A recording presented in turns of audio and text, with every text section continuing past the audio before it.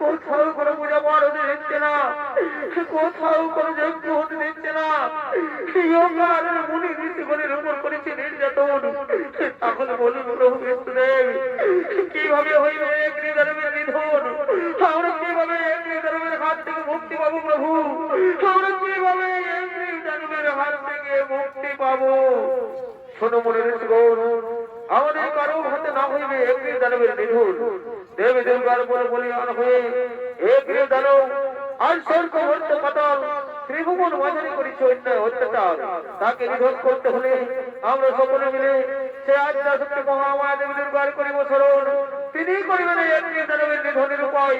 এসো আমরা সকলে মিলে সে আদ্যা শক্তি মহামায়া দেবী দুর্গার করি স্মরণ। জগৎ